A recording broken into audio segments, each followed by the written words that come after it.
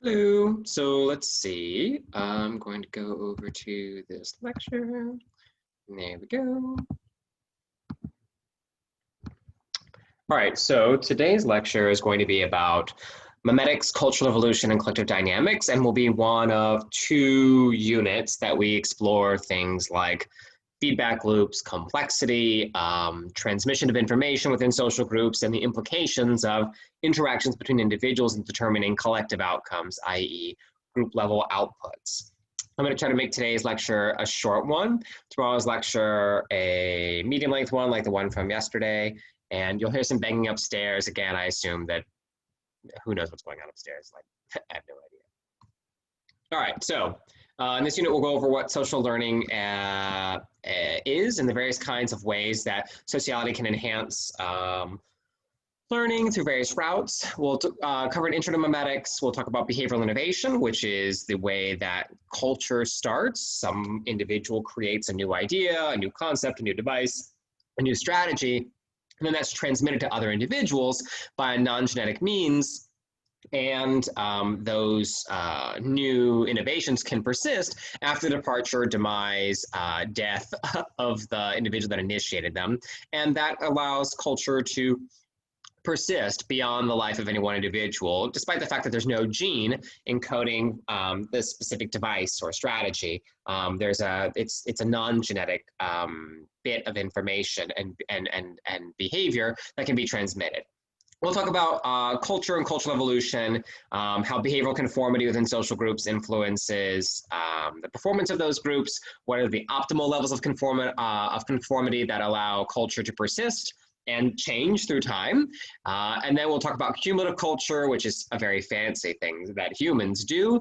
And then we'll talk about why it is so great to have information spread within social groups and shared, and why it is that groups, when they can transmit information among group members, tend to produce more efficient and correct collective decisions than the decision capabilities of any one of their constituents. So groups tend to have a superior ability to evaluate options and execute optimal decision making than individuals do. And we'll talk statistically and then behaviorally why that usually is the case. So a lot of diverse topics, and they're interrelated. The uniting features about all these topics, mimetics and social learning and collective decision making, is all about, or are all about, transfer of information, that individual social group members can acquire information about their environment and then share that information either directly or indirectly in their fellow group members, right? And that can be either via very direct routes like teaching, or it can happen via more indirect routes like individuals will just be more likely to notice features of their environment if conspecifics and members of their social group are situated near those objects or those aspects of the environment. Proximity of conspecifics alone can enhance the probability that other group members will detect salient features of their environment and learn things for themselves, even if there's no direct teaching. Copying of information from one individual to another individual, so that when that first individual, that innovator dies, their innovations don't die with them. Communication is what allows for information to persist after the demise of a living archive, an individual. And it's been key to human success, right, from cave paintings to the internet.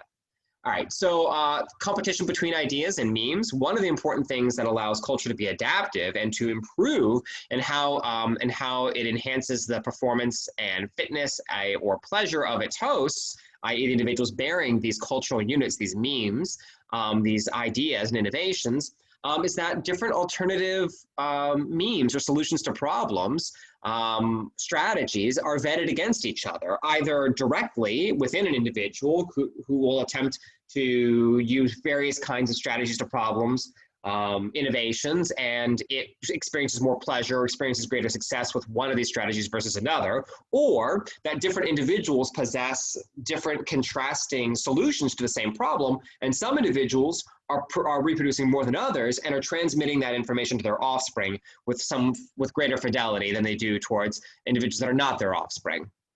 So there's competition between memes and strategies, which is important for culture to continuously improve through time. And then persistence of that information after the demise of focal individuals. So lots of shared content here. Basically, we're talking about the epidemiology of ideas and how various contrasting ideas compete with each other inside of animal societies, be they human or non-human animals.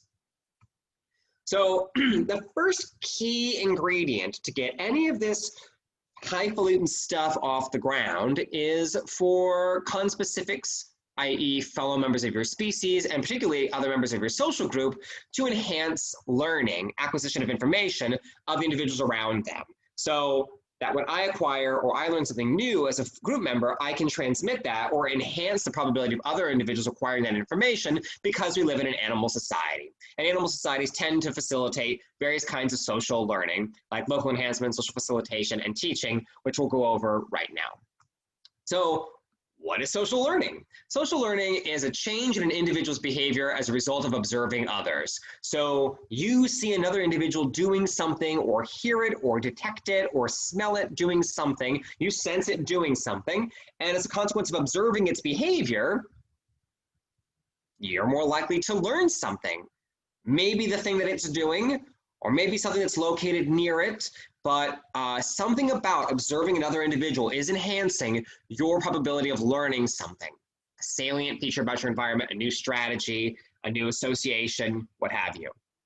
So normally it's conspecific. So like these capuchin monkeys over here might learn how to crack open a nut from a tree by watching another conspecific group member put the nut in a depression and then crack that nut with a rock over and over and over until the nut opens. And by observing other members of its social group putting nuts into depressions in like trees or in other rocks, and then cracking it over and over and over with a rock, you can enhance your probability of learning that strategy yourself, and that in turn can be transmitted to other members of the social group, where you're observing members of your species executing some kind of strategy, and then you in turn execute that strategy, or are more likely to execute that strategy, or at least try that strategy for yourself, vetting it for yourself.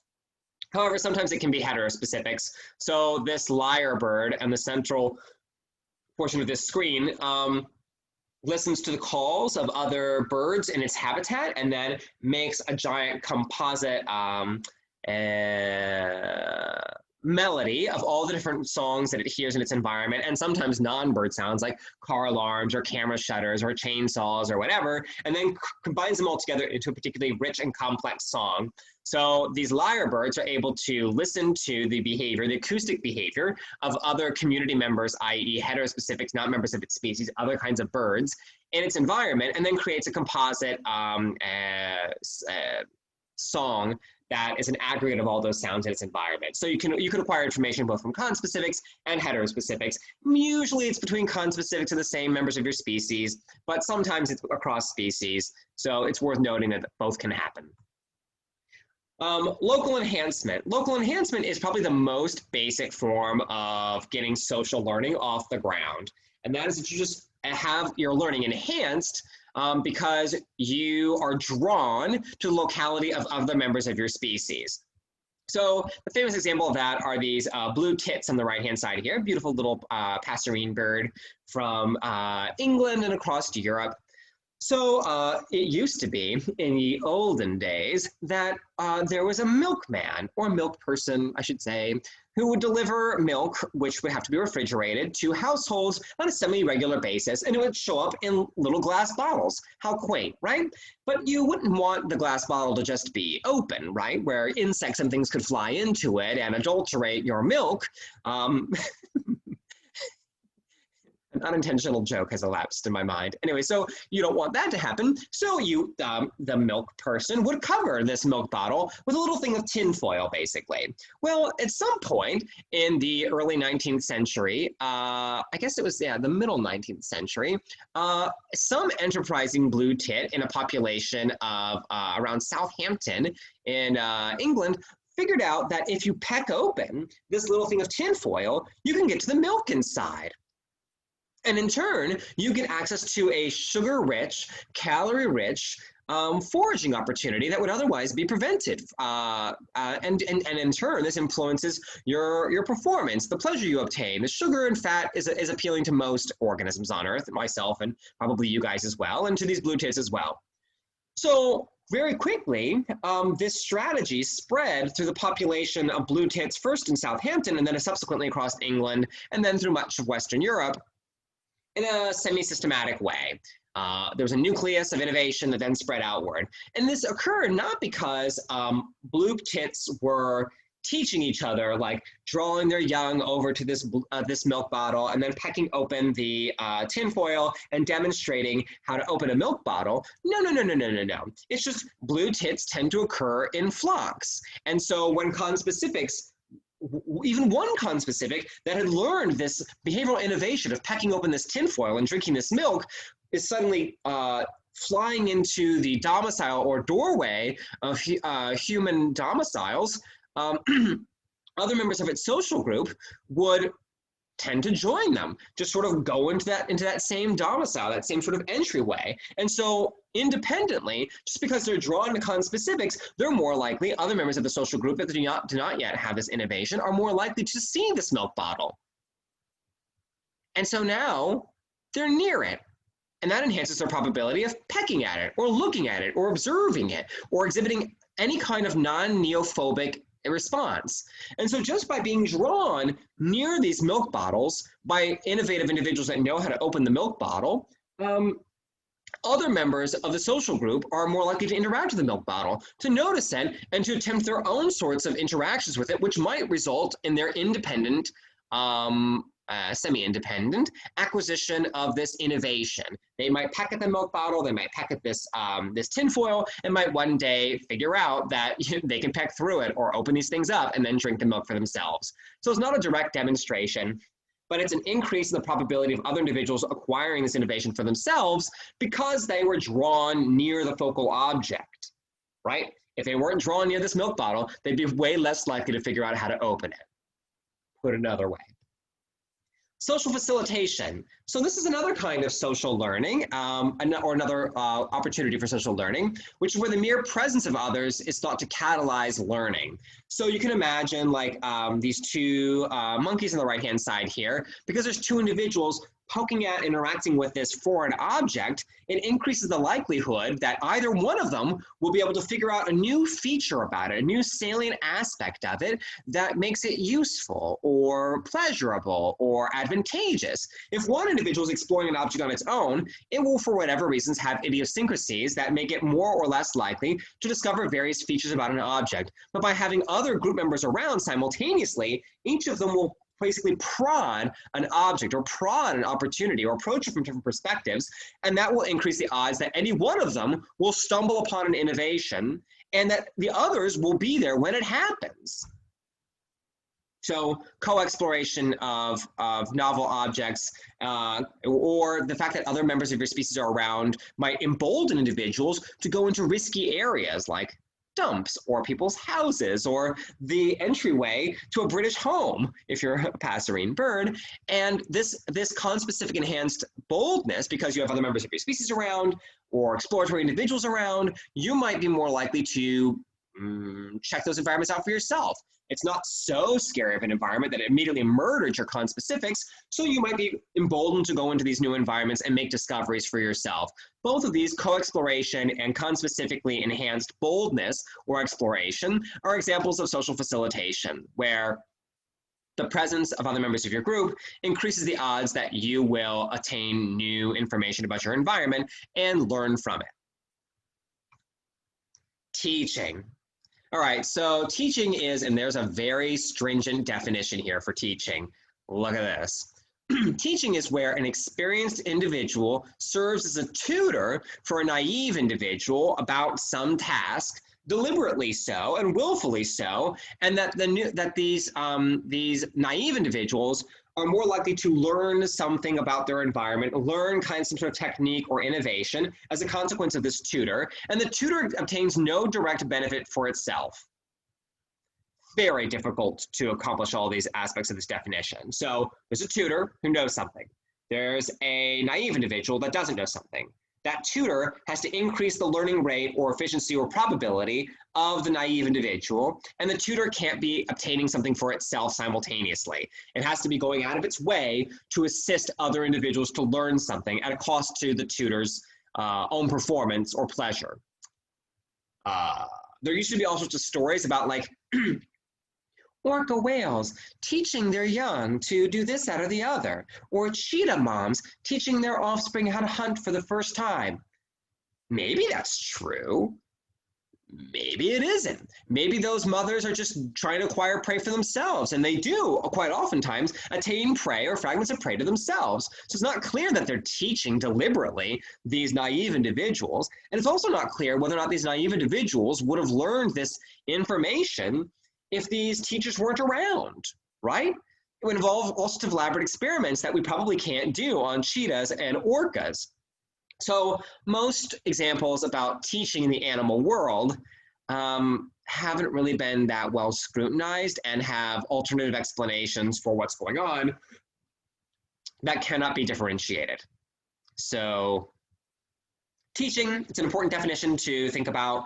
It's probably occurring in lots of kinds of animals, but very difficult to demonstrate what's happening in situ, that there isn't a benefit to the tutor, that the naive individual is actually learning something by observing this, and that its skills are improving, and not from things like play or things like just seeing prey over and over and over. Prey, P-R-E-Y, was the second word. Play, P-L-A-Y, with like juvenile conspecifics was the first word there. Sometimes I'll say play and prey interchangeably because I say prey more often.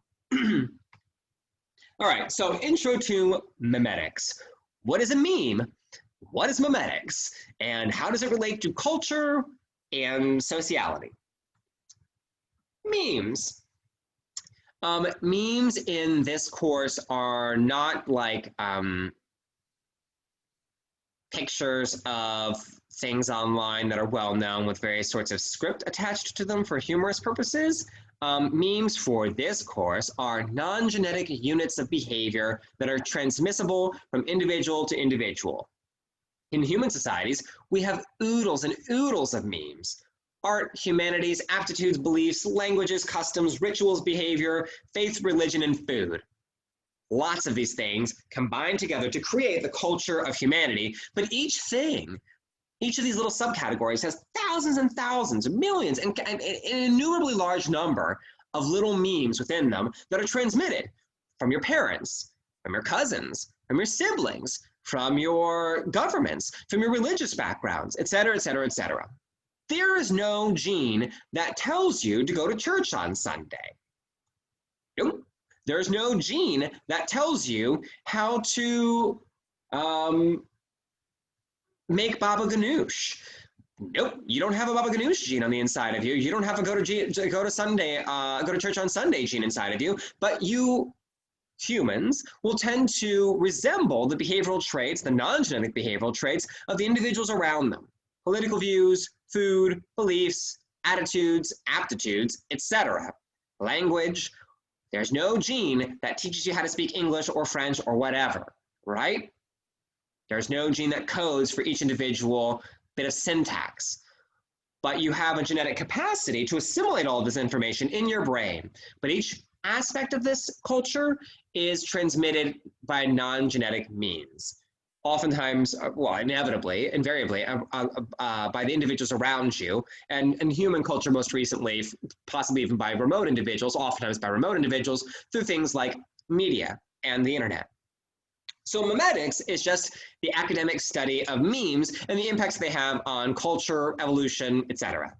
So you can think about this as like memes and mimetics is basically like the epidemiology of ideas. How do ideas, innovations, strategies, even if they're not necessarily advantageous for fitness, some of them can be entirely neutral, how do they show up in a population of animals or in a social group?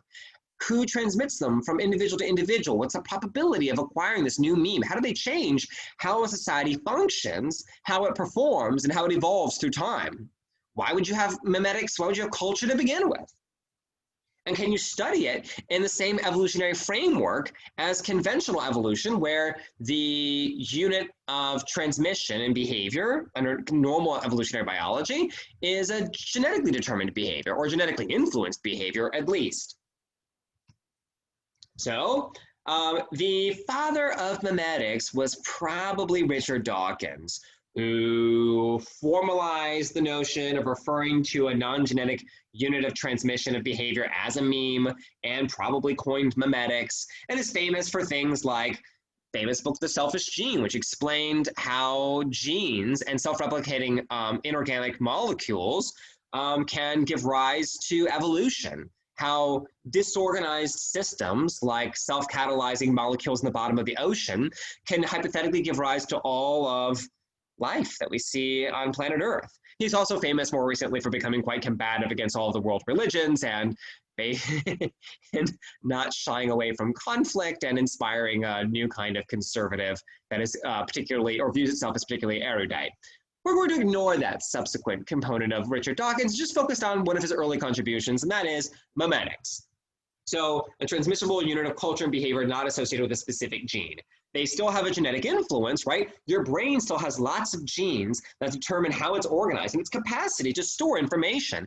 You are a living archive of information from your environment and the individuals around you, right? And the fact that you have that capacity is indeed influenced by your genes. If we irradiated you during your development, you wouldn't be such a good learner, right? You would not be able to have the ease of acquisition of culture and transmission of it towards other individuals around you. But there is no specific gene that tells you how to cook food, or what kind of art to enjoy, or what kind of buildings are beautiful, etc. Those things, that the notion of aesthetics, the notion of culture, the notion of strategies, most strategies that you acquire are non-genetically transmitted. Mimetics, memes. So genetics, the study of genes. Mimetics are the study of memes. A gene is an individual unit that is self-replicating with some level of fidelity that moves through the gene pool. Memes are the same sort of unit. They're a specific kind of strategy, idea that move around in the cultural landscape. They sometimes call it the idiosphere. Anyway, that word is not used that frequently. Genes occasionally are mutated, and that causes a new kind of variant of that that molecule to emerge, which will then compete with pre-existing and future arising variants, variants,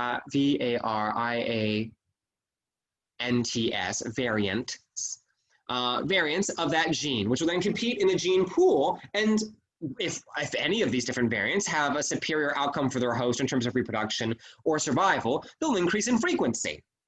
Memes undergo something like that process, where they can be garbled. So that's that. Although we transmit strategies, culture, aesthetics, humanities to other individuals around us all the time, that transmission isn't perfect. Sometimes individuals will unintentionally mess up little elements of those transmissible memes, or they'll intentionally experiment with them within a subject, within a host. So maybe you'll try a different cooking version today, or maybe you'll try a different strategy of cracking that nut open if you're a capuchin monkey, or maybe you'll try a subtly different hunting technique if you're a dolphin thinking about putting a sponge on your nose and try to engage in sponging behavior and capture tiny little schooling fish in the shallows in French Polynesia. It's a very specific example, but you know, they will tend to have different strategies that individuals will try on, or just make mistakes. But because those mistakes, those garbles, or those manipulations intentionally, those different attempts to try different variants of that meme sometimes produce superior outcomes. And if that's true, that host will be more likely to exhibit that meme, that variant of that meme again. Or if a host is limited in the number of memes they can occupy, that its brain can occupy its brain, then it might have a limited number of memes it can try. And then it will adhere to one of those memes that is semi-successful. And if other members of its species are trying different versions of that meme, then there could be a link between fitness and possessing those memes. And if we tend to learn certain kinds of memes from our relatives and parents, then certain kinds of memes will tend to be transmitted non-genetically down familial lines. And that allows more conventional prospects of evolution to allow some kinds of memes to increase in frequency over others.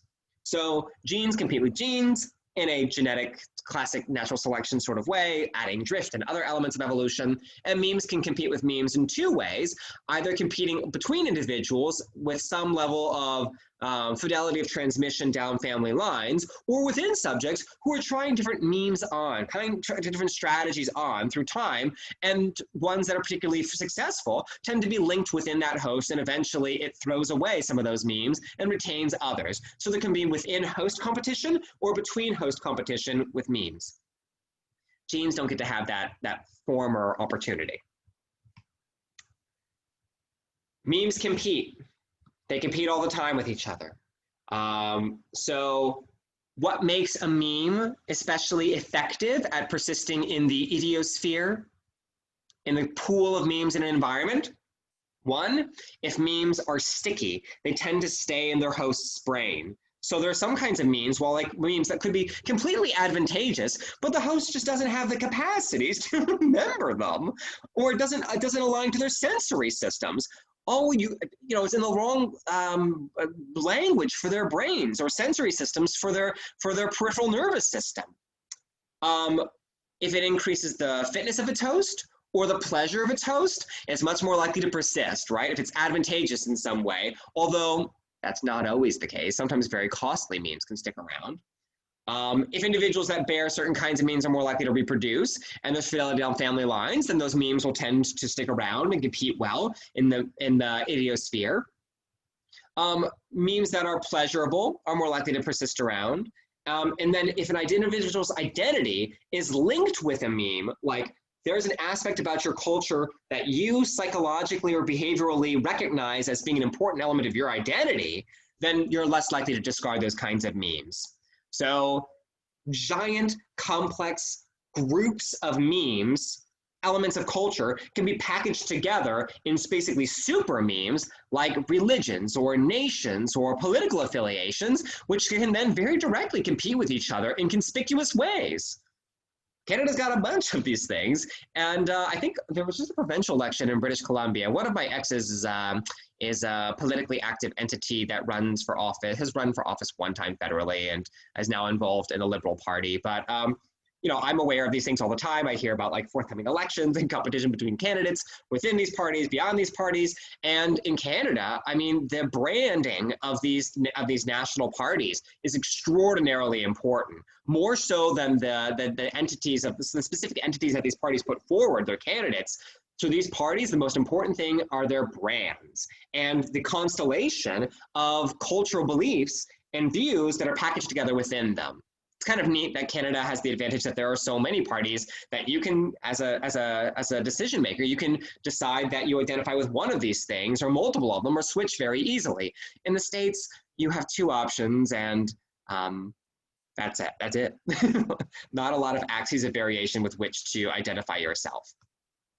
So I'm going to pause it for there because it's been 28 minutes and I want to keep this lecture short. And I think the next little bits are actually quite cool, that memes are complex. And I was talking about super memes already, but I want to talk a little bit about comparative religions. I used to actually dance very close to the flame of offending people in these lectures about mimetics. I don't do that so much any longer, but I do think it's just so cool and mimetics are so important to human society that I just can't look away. I have to talk about these topics because they're so neat. It's so special to be human.